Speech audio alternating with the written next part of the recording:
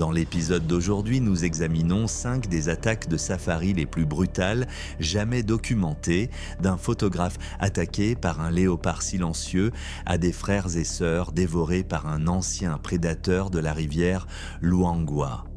Mais d'abord, commençons dans une province sud-africaine où une guide touristique qui avait élevé un lionceau croyait qu'elle pouvait apprivoiser le roi de la savane, oubliant que les prédateurs restent toujours des prédateurs.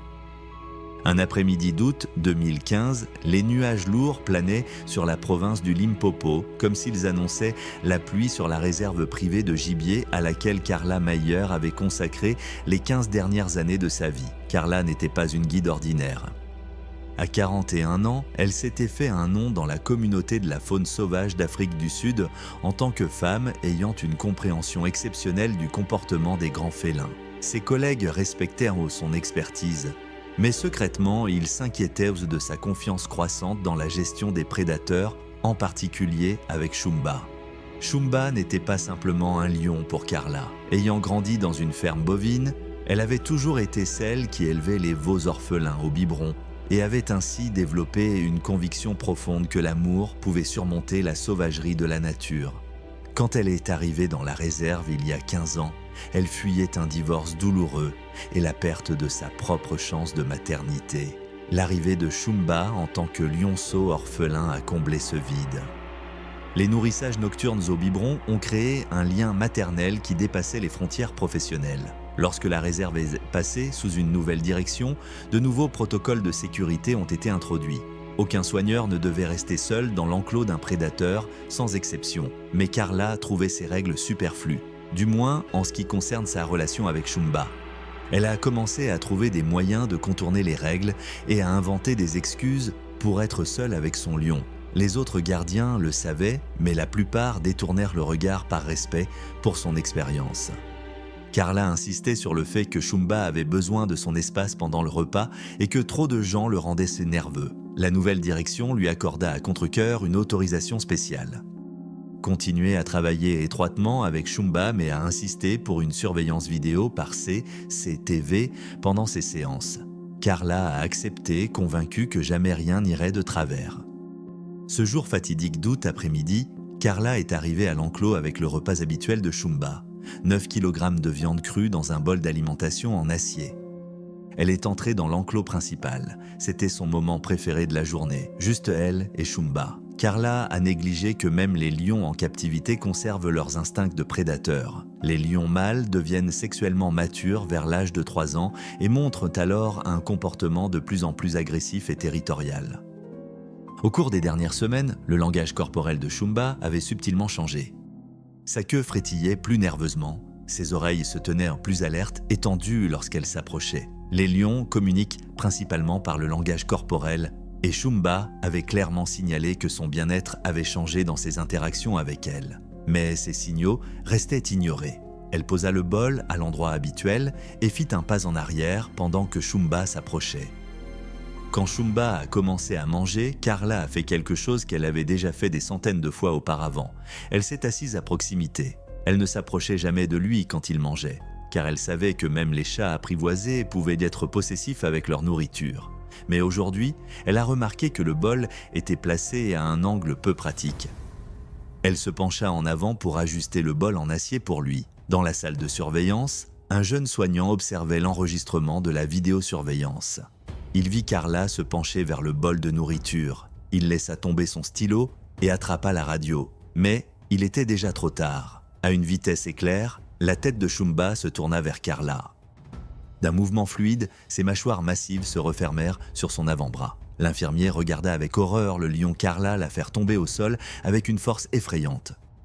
Il cria dans la radio, demanda de l'aide d'urgence et alerta tout le monde de la situation. Carla venait de repositionner le bol de Shumba. Un instant plus tard, elle était allongée par terre, la bouche pleine de sang. Le lion, qu'elle avait élevé depuis son enfance, l'animal en lequel elle avait plus confiance que la plupart des gens. Elle murmura son nom en essayant d'établir un contact visuel avec le lion. Mais l'animal devant elle n'était pas le doux géant qu'elle avait autrefois élevé. Ses yeux étaient au froid, de prédateur, totalement sans reconnaissance. Il relâcha son bras déchiqueté avec un craquement dégoûtant. Du sang coulait sur ses doigts. Sans hésiter, il s'est jeté sur sa gorge. Ses 180 kilos de muscles et d'os l'ont jeté au sol avec une force dévastatrice. Ses pattes massives ont appuyé ses épaules au sol, les griffes perçant tissu et peau. Lorsque les lions attaquent, ils ciblent instinctivement le cou ou la gorge de leur proie. Un comportement conçu pour neutraliser rapidement la victime en coupant l'air ou en sectionnant des vaisseaux sanguins vitaux. L'équipe d'urgence a atteint l'enclos 3 minutes après l'appel radio du soigneur. Mais il était déjà trop tard. L'onde de choc des extincteurs a repoussé Shumba suffisamment loin pour que 2 soignants puissent traîner le corps de Carla jusqu'au portail, tandis que d'autres tenaient le lion à distance. Mais c'était beaucoup trop tard. Les blessures à sa gorge et dans le haut de sa poitrine étaient catastrophiques. Malgré les efforts désespérés de l'équipe médicale, elle a été déclarée morte sur les lieux. Son corps recouvert d'une simple bâche, juste au moment où la pluie a finalement commencé. Dans les jours suivants, la réserve a été fermée aux visiteurs. Shumba a été euthanasié conformément à la directive d'abattage du parc, après une attaque mortelle, malgré les protestations de certains qui ont soutenu qu'il suivait seulement son instinct. La famille de Carla Mayer a demandé de respecter leur vie privée, mais a publié une déclaration demandant que l'on se souvienne d'elle pour sa passion et son dévouement à la protection de la faune sauvage et non pour la manière dont elle est morte. Bien que l'attaque de Shumba ait été motivée par l'instinct et l'agression territoriale, notre prochaine rencontre révèle la patience calculée d'un prédateur embusqué parfait. Le matin du 3 juin 2013 a commencé avec un lever de soleil africain spectaculaire sur le delta de l'Okavango. Une lumière dorée s'est répandue sur les zones humides, les transformant en un rêve d'ombres et de reflets, un paradis pour les photographes. Andreas Keller s'est réveillé dans sa tente avant le lever du soleil. Aujourd'hui était le jour où il voulait enfin faire la photo qu'il avait planifiée depuis des mois. À 46 ans, Andreas s'était construit une carrière impressionnante, photographiant les animaux les plus dangereux du monde dans leur environnement naturel. Le photographe allemand était connu pour sa patience et sa volonté de prendre des risques extraordinaires pour obtenir l'image parfaite. Cependant, il y avait un animal qui avait toujours échappé à son objectif de la manière exacte qu'il voulait capturer, le léopard. Pas n'importe quelle scène de léopard, mais une femelle avec ses petits dans la tanière. Contrairement aux lions, les léopards sont des solitaires qui ne se rassemblent que pour s'accoupler. Les femelles élèvent leurs petits seuls. Pendant les 8 premières semaines de leur vie, les bébés léopards restent cachés dans une grotte tandis que leur mère chasse. Ce comportement secret rend la photographie de famille de léopards extrêmement difficile et dangereuse. Andreas avait suivi une certaine mère léopard pendant des semaines. Les pisteurs locaux l'appelaient Ombre. Il l'avait vue plusieurs fois, toujours de loin, toujours brièvement. Jamais assez longtemps pour le portrait intime qu'il avait en tête. Le ranger en chef, Kibo, l'avait averti la veille au soir lors du dîner.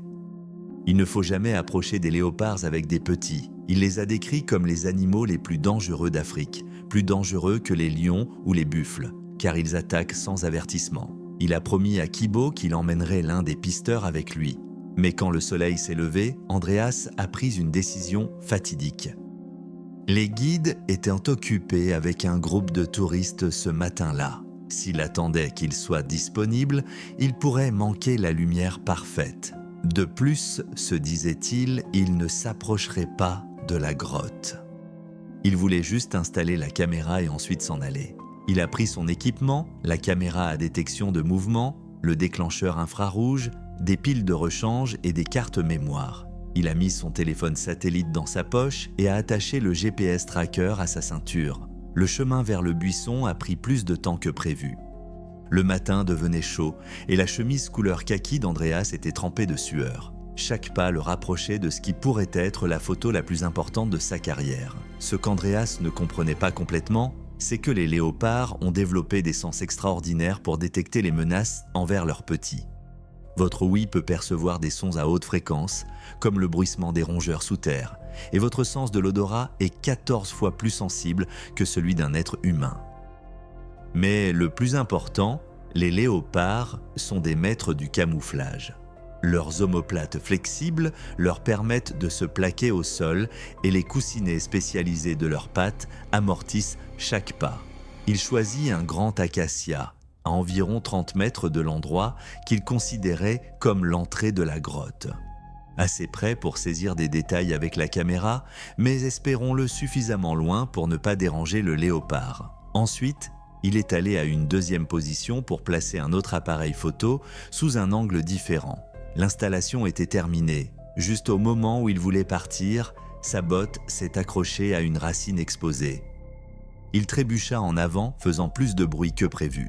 La forêt devint soudainement complètement silencieuse. Pas de chant d'oiseaux, pas de bruissement de feuilles, juste un silence lourd et pénétrant. Andreas sécurisa hâtivement sa dernière caméra et commença à ranger ses outils. Soudain, une ombre floue plongea des branches au-dessus de lui. Il n'y avait eu ni grognement, ni bruissement des feuilles, ni signe de la présence du léopard, jusqu'au moment de l'attaque. Les léopards font partie des rares grands félins qui chassent régulièrement depuis les arbres, utilisant la gravité pour donner plus de force à leur première attaque.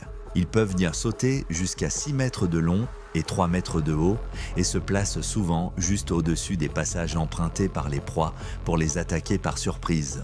L'impact a projeté Andreas à plat ventre. Les mâchoires du léopard se sont refermées avec une force écrasante sur le cou d'Andreas. Le corps d'Andreas se tordit instinctivement, son bras se levant dans un mouvement de défense réflexe. Le léopard adapta son attaque, ses mâchoires se refermant sur l'avant-bras, les dents perçant le muscle et atteignant l'os. Le léopard lâcha son bras uniquement pour se repositionner et prépara une nouvelle morsure dans le cou. Les caméras qu'Andreas venait juste d'installer ont enregistré toute la séquence. Leurs capteurs de mouvement ont été déclenchés par l'activité soudaine. Kibo était en train de vérifier le plan de patrouille du matin au poste de rangée lorsqu'il se rappela de l'intérêt d'Andreas pour la grotte du léopard. Par intuition, il regarda le système de suivi GPS et se figea en voyant que le signal d'Andreas se trouvait dans une zone interdite. Kibo a rapidement formé une équipe d'intervention qui a suivi le signal GPS. Ils ont trouvé le sac à dos d'Andreas et à environ 15 mètres de là, son corps partiellement dissimulé sous un buisson. Le léopard avait commencé à transporter sa proie vers un endroit sûr, probablement avec l'intention de revenir dès que l'environnement semblerait suffisamment calme. Kibo s'approchait prudemment, le fusil prêt, mais il n'était plus nécessaire de l'utiliser. Andreas était devenu partie intégrante du cycle de vie et de mort qu'il avait documenté toute sa carrière. La morsure au cou montrait la morsure mortelle caractéristique du léopard, conçue pour trancher rapidement la moelle épinière. L'équipe de récupération a rassemblé son équipement, y compris les caméras qui avaient enregistré les derniers moments d'Andreas. Lorsqu'ils ont regardé les images plus tard, ils ont trouvé une dernière photo bouleversante. Le léopard se tenait au-dessus du corps d'Andreas.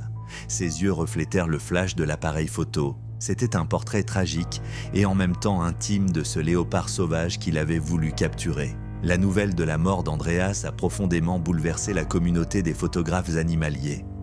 Du monde entier, des éloges et des condoléances sont arrivés de la part de collègues et d'admirateurs. Beaucoup ont reconnu que sa mort était certes tragique, mais qu'il est mort en poursuivant ce qu'il aimait le plus. La quête de l'image parfaite de la nature dans sa forme la plus pure. La léopard et ses petits ont été laissés tranquilles. Comme Kibo l'a expliqué aux autorités du parc, elle ne faisait que protéger ses petits. C'est la loi de la nature et ils doivent la respecter, même si cela leur coûte cher. Alors que la caméra d'Andreas Keller capturait ses derniers moments avec une mère léopard, deux frères et sœurs devaient faire face à un prédateur encore plus ancien en Zambie. Les chasseurs silencieux de la rivière Luangwa allait démontrer une autre forme d'efficacité mortelle. Le matin du 7 avril 2015 s'est levé clair et lumineux sur le petit village aux abords de la rivière Luangwa en Zambie.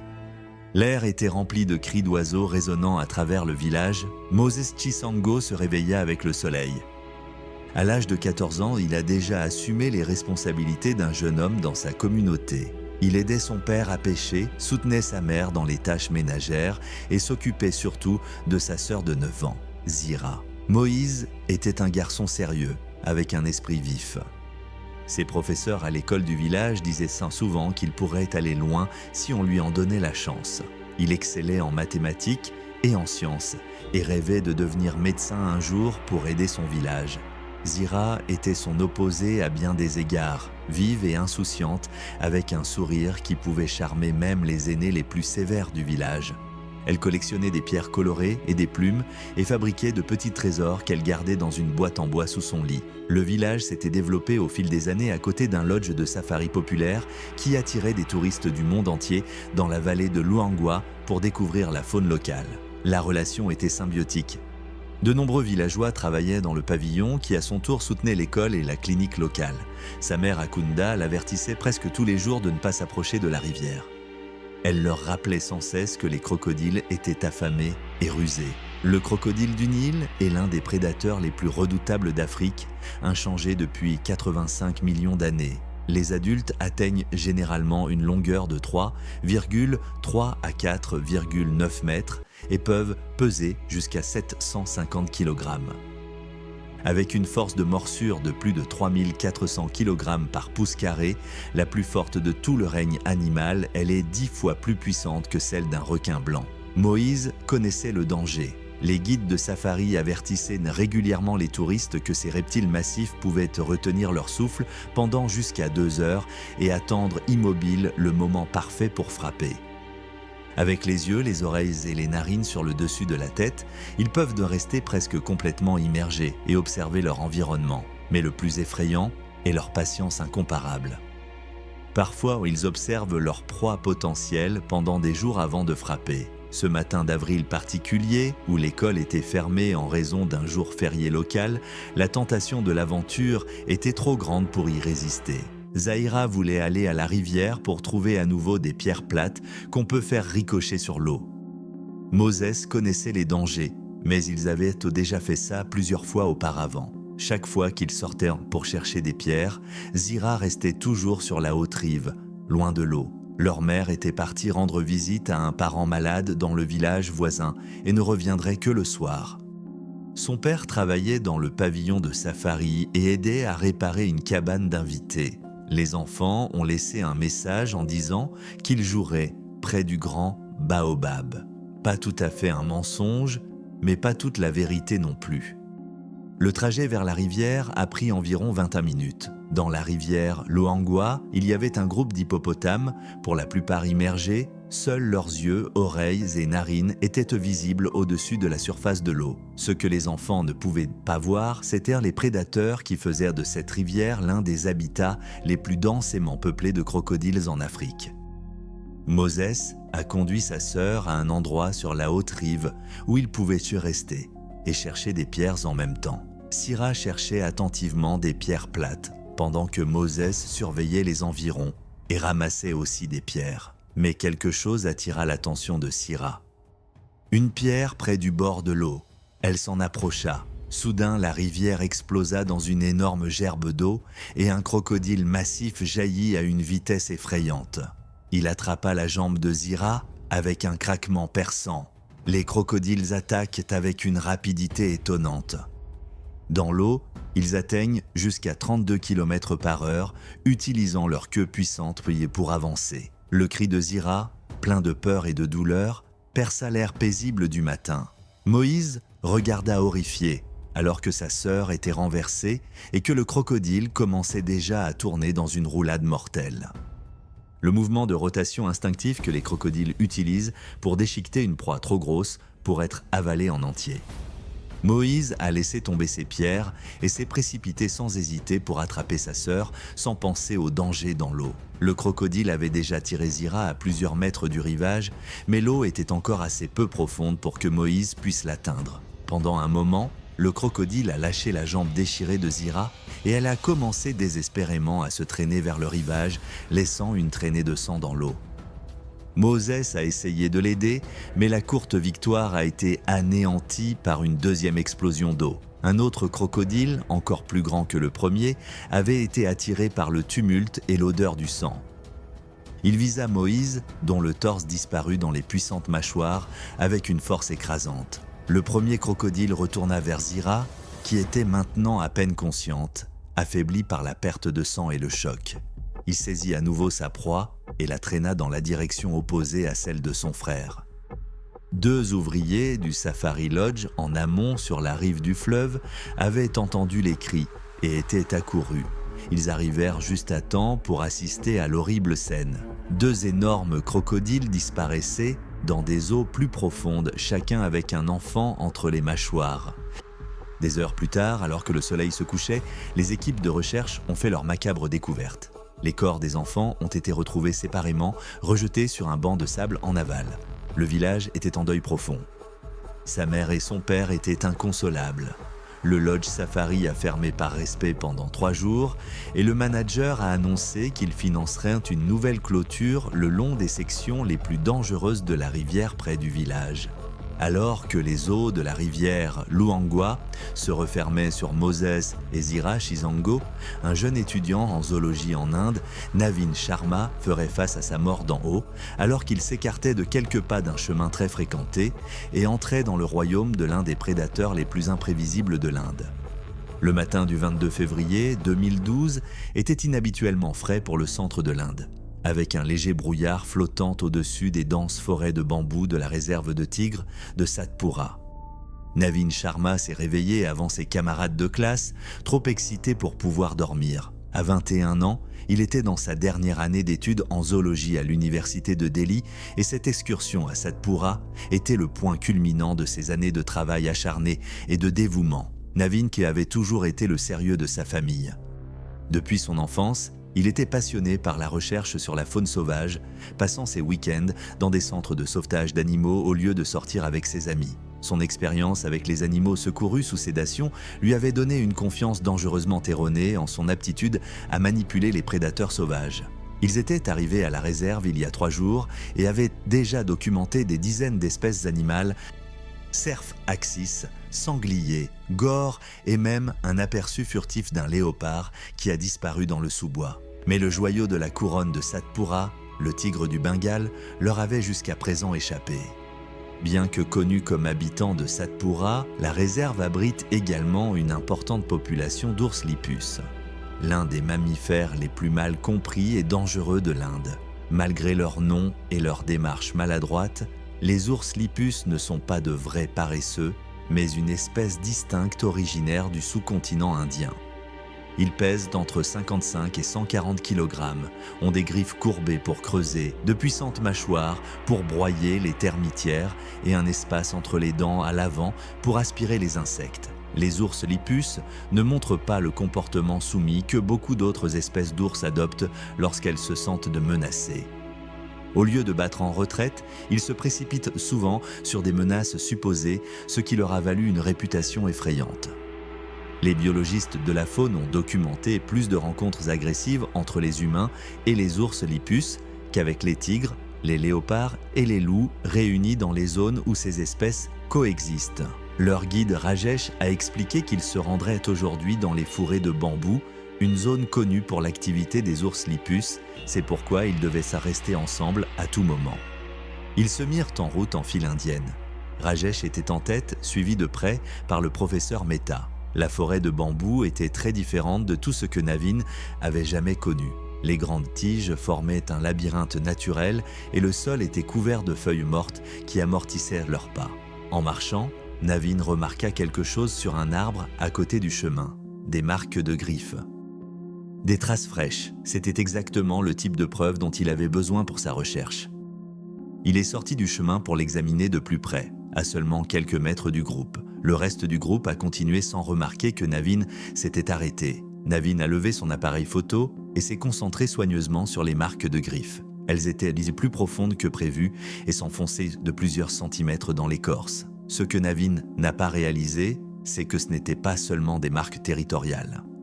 Il s'agissait de traces d'alimentation fraîche d'une ours à lèvres avec ses petits. Les ours lipus enlèvent de souvent l'écorce pour accéder aux insectes, et ces traces étaient vieilles de seulement quelques heures. La présence de petits augmentait considérablement le danger, car les ours femelles avec des petits sont les plus agressifs et imprévisibles de tous les grands mammifères. Tellement absorbé par sa documentation, il ne remarqua pas les subtils changements autour de lui. Le silence soudain, lorsque les oiseaux ont cessé de chanter, les signes d'avertissement de la nature. L'ours à lèvres, avec ses deux petits, cherchait de la nourriture à environ 20 mètres. Ayant une mauvaise vue, mais un sens de l'odorat exceptionnel, elle remarqua Navin lorsque la brise changea. Pour elle, il représentait une menace pour ces jeunes vulnérables et elle réagit sans hésitation. Navin venait tout juste de finir sa documentation quand il l'a entendu. Un grondement profond et guttural. L'ours se tenait à moins de 5 mètres, son pelage hérissé et les dents découvertes. Derrière elle, deux jeunes grimpaient à un arbre. Elle se dressa sur ses pattes arrière et mesurait presque 2 mètres de haut, les griffes déployées. Cette posture, souvent mal interprétée comme de l'agression, permet en réalité aux ours de collecter des informations. Se tenir debout les aide à mieux voir, à sentir et à évaluer les menaces. Cependant, si l'ours se sent menacée pour elle-même ou pour ses petits, elle attaque rapidement, souvent en moins d'1 seconde. Navin a réussi à reculer d'un pas avant que son pied ne soit accroché à une racine. Ce petit mouvement a suffi. L'ours s'est mise à 4 pattes et a foncé. À la différence d'autres espèces d'ours qui se contentent souvent de menacer ou d'interrompre l'attaque, un ours lipou ne s'arrête rarement une fois qu'il a frappé. Leurs attaques se concentrent généralement sur le visage et la tête. Un comportement qui s'est probablement développé pour contrer les menaces telles que les tigres et les léopards qui attaquent le cou et la gorge. Cette attaque ciblée au visage rend les attaques de l'ours à lèvres particulièrement dévastatrices pour les gens. Un cri traversa la forêt, un son de peur pure qui atteignit le groupe et les figea dans une stupeur horrifiée. Rajesh ordonna à tous de rester sur place pendant qu'il sortait un pistolet de détresse de son sac à dos. Lui et le professeur Mehta couraient le long du chemin vers le bruit, tandis que les autres étudiants, choqués, se recroquevillaient en silence. Ils ont trouvé Navin à moins de 100 mètres en arrière, mais ils sont arrivés trop tard. L'ours était sur lui. Ses puissantes mâchoires enserraient son visage, ses griffes déchiraient de son ventre avec une terrible efficacité. Rajesh tira immédiatement le pistolet de signalisation. Le bruit fort et l'éclair brillant effrayèrent tellement l'ours qu'elle relâcha son emprise et recula pour chercher ses petits dans le bambou. Cependant, le mal était déjà fait. Navin était allongé immobile sur le sol de la forêt. Son visage n'était plus reconnaissable, son torse déchiré. Du sang s'infiltrait dans la terre autour de lui, teintant les feuilles tombées d'un rouge sombre. L'évacuation était un cauchemar. Les étudiants, beaucoup sous le choc et tous en larmes, ont dû être conduits en toute sécurité à la station des gardes forestiers, tandis qu'une équipe retournait avec une civière pour le corps de Navin. La direction des forêts a été informée, des rapports ont été rédigés et la sombre tâche de prévenir les parents de Navin est tombée sur le professeur Mehta. À l'université de Delhi, un petit jardin commémoratif a été aménagé en l'honneur de Navin avec des plantes indigènes qui attirent les papillons et les oiseaux. Un monument vivant pour un jeune homme qui aimait toutes les formes de vie animale. Alors que le sang de Navin s'infiltrait dans le sol forestier de la réserve de tigres de Satpura, une guide de safari expérimentée au Kenya, Elise Van Wyk, faisait face à une attaque silencieuse d'un adversaire connu dans toute l'Afrique sous le nom de mort noire. Le matin du 30 juillet 2018 a commencé dans le parc national de Tsavo-East avec un spectaculaire lever de soleil africain. Elise Van Wyk s'est réveillée dans sa petite cabane au camp de safari. À 34 ans, la guide, née en Afrique du Sud, s'était forgée une réputation comme l'une des leaders les plus compétentes des safaris à pied au Kenya. Il y a 5 ans, elle était venue à Tsavo, attirée par les vastes paysages sauvages et le nombre relativement faible de touristes par rapport au plus célèbre Masai Mara. Ce matin-là, elle devait guider un court safari à pied pour 2 touristes américains. David et Rebecca Thornton, un couple dans la cinquantaine, ont célébré leur 25e anniversaire de mariage. Ils ont spécifiquement demandé Elise, après avoir lu des critiques élogieuses sur ses connaissances et son professionnalisme. Pendant le petit déjeuner dans la salle à manger ouverte du camp, Elise a informé le couple de ce à quoi ils pouvaient s'attendre. David a posé des questions sur les prédateurs et Elise les a rassurés que les lions et les léopards se reposent généralement pendant la journée et évitent les humains si possible. Par mesure de précaution, un garde forestier avec un fusil les accompagnerait. Cependant, le plus grand danger lors d'un safari à pied ne provient pas des prédateurs, mais d'un buffle africain. Ceux-ci sont responsables de plus de pertes humaines en Afrique que tous les autres grands animaux. Elle leur a assuré qu'ils garderaient une distance de sécurité s'ils en rencontraient. Ils se déplacent en troupeau, ce qui les rend plus faciles à repérer. Le buffle du Cap, souvent appelé la mort noire ou le faiseur de veuves par les chasseurs africains, peut peser jusqu'à 860 kg et possède des cornes massives qui peuvent atteindre une envergure d'1,5 m. Il est considéré comme l'un des animaux les plus dangereux d'Afrique. Les buffles cafres ne fuient pas les humains, mais poursuivent activement les menaces perçues et tendent des embuscades. Dotés d'une mémoire exceptionnelle, ils sont connus pour suivre et attaquer les chasseurs qui les avaient blessés des jours plus tôt. Après le petit déjeuner, le petit groupe s'est réuni à l'entrée du camp. Avec eux était aussi Kimani, un ranger du Kenya Wildlife Service armé d'un fusil. Il avait souvent travaillé avec Elise. Ils se dirigeaient vers l'est alors que le soleil montait plus haut dans le ciel sans nuages. La chaleur augmentait, mais une brise constante assurait des températures agréables. Environ 1 heure après le début de leur promenade, ils atteignirent une petite colline et furent récompensés par une vue spectaculaire. Un troupeau de zèbres broutant avec un groupe d'impalas, tandis qu'en arrière-plan, 3 girafes imposantes mangèrent des acacias. Pendant presque 25 minutes, ils ont observé la scène paisible. Alors qu'ils se préparaient à repartir, Kimani a pointé vers la droite. À environ 300 mètres de là, il y avait un buffle cafre solitaire. Elise a regardé le buffle à travers ses jumelles. Il semblait calme et mangeait méthodiquement l'herbe sans aucun signe de nervosité. Il était inhabituel de voir un buffle seul, mais parfois de vieux mâles étaient chassés du troupeau par des mâles plus jeunes et plus forts. Elise en conclut que tout allait bien. Ils poursuivraient leur itinéraire prévu qui les éloignait du buffle. Puis, ils ont accéléré un peu et ont gardé une bonne distance avec le buffle. Elise jetait souvent des coups d'œil dans sa direction pour observer son comportement. Ce qu'elle ne pouvait pas savoir, et que personne ne pouvait savoir sans un examen plus approfondi, c'était que ce buffle particulier n'était pas simplement un vieux taureau qui profitait d'un repas solitaire.